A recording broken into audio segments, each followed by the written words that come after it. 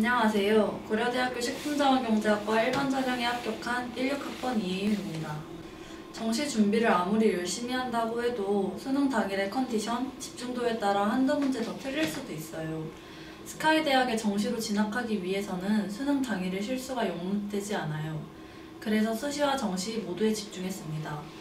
작년에 학생부 종합을 썼는데 떨어졌어요.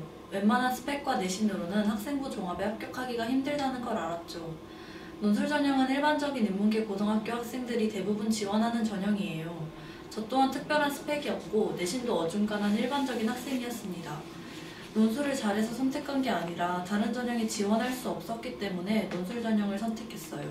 고등학교 때는 막연하게 지원 전략 같은 것도 없이 논술을 썼어요. 그냥 제가 쓰고 싶은 과, 작년에 경쟁률이 낮은 과를 쓴 것 같아요. 그런데 올해에는 학전 선생님, 학과 선생님, 장재용 실장님 3명의 상담을 통해서 전략적이고 체계적인 지원을 할 수 있었어요. 연고대는 작년 입결을 통해 논술 점수가 다른 과에 비해 낮은 과에 지원했고, 다른 대학교들은 최저가 조금 높은 과에 지원하는 전략을 택해서 실질 경쟁률이 낮은 대학을 선택했습니다. 혹시 수능을 못 볼 때를 대비해 최저가 낮은 경희대까지 논술을 지원했습니다. 고려대학교 일반 전형은 내신과 비교과보다 논술 성적이 더 중요해요. 고려대학교 논술은 제시문을 활용해서 하나의 완성된 독창적인 글을 써야 한다는 특징이 있고, 수리 논술이 나온다는 특징이 있어요. 저는 일단 수리 논술에 자신이 있었어요. 학원에서 매주 무료로 진행하는 최중용 선생님의 수리 논술 특강을 들었기 때문이에요. 어떻게 논리적으로 수리 논술을 잘 쓸 수 있는지 알려주는 수업이에요. 덕분에 선생님이 말씀하신 대로 시험장에서 논리적으로 쓸 수 있었고, 수리 논술을 다 맞출 수 있었어요. 그리고 논술을 꾸준히 쓴 덕에 완성된 통글을 쓰는데도 자신이 있었어요. 학원에서 매주 2시간 연강으로 논술 수업이 정규 수업에 편성되어 있어요. 질문 신청을 하며 15분씩 첨삭도 받을 수 있고요. 학원의 도움 덕으로 논술을 꾸준히 준비할 수 있었고, 결과적으로 고대 일반 전형에 지원하게 되었습니다. 제가 고려대학교 일반 전형에 합격한 이유는 수능 안정감과 더불은 논술 실력이라고 생각해요. 작년엔 모의고사도 들쑥날쑥했고 결국 최저를 맞추지 못했어요. 하지만 올해에는 학원에서 열심히 공부해서 모의고사 성적도 안정적이었고 수능에서도 모든 최저 등급을 맞출 수 있었어요. 또 논술 시험을 볼 때 저의 비판적인 사고와 경제학과에 부합한 사고를 보여줬어요. 제시문에서 말하는 내용을 수용하기보다는 비판적으로 글을 썼어요. 그래서 창의성과 비판성이 돋보이지 않았나 생각해요. 또 수리 논술을 쓰면서 제 나름의 해석과 수식을 보여주면서 미래에는 이렇게 될 것이다 라고 예측하는 수식을 만들어서 썼어요. 그게 뭔가 다른 아이들과 차별화될 수 있는 플러스 포인트가 된 것 같아요. 수능 끝나고는 가채점 결과를 최대한 빨리 분석해서 수시 지원 대학 중 집중해야 할 대학을 선별하시는 게 중요해요. 저희 학원에서는 수능이 끝나고 집에 못 가게 했어요. 학원에 남아서 가채점을 하고 선생님과 상담을 해서 논술을 보러 갈 대학들을 선별했습니다. 수능이 끝났다고 입시가 끝난 것은 아니기 때문에 논술 끝까지 집중해서 열심히 하세요. 논술 어렵다고 포기하지 마세요. 저도 처음에는 진짜 너무 어려워서 포기하고 싶었어요.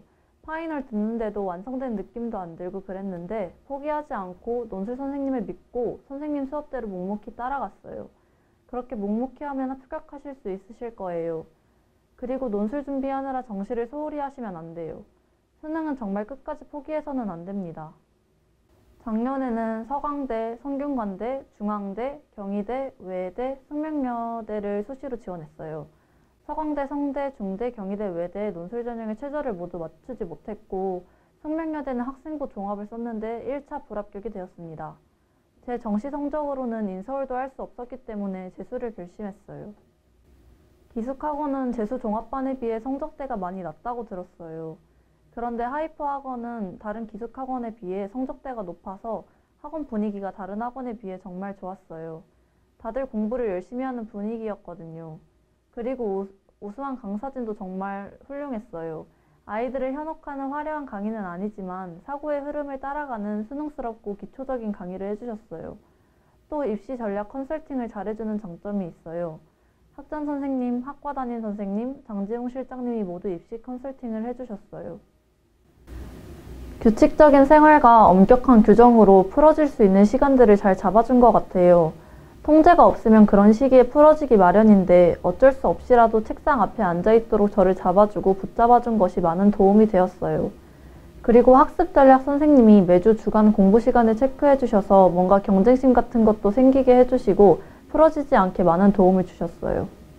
과목별 밸런스를 지키는 것과 양치기를 하지 않는 거예요. 자신이 취약한 과목을 조금 더 하는 거는 당연한 거예요. 그런데 취약한 과목을 싫다고 소홀히 하거나 아니면 반대로 취약한 과목만 하는 행동은 정말 좋지 않아요.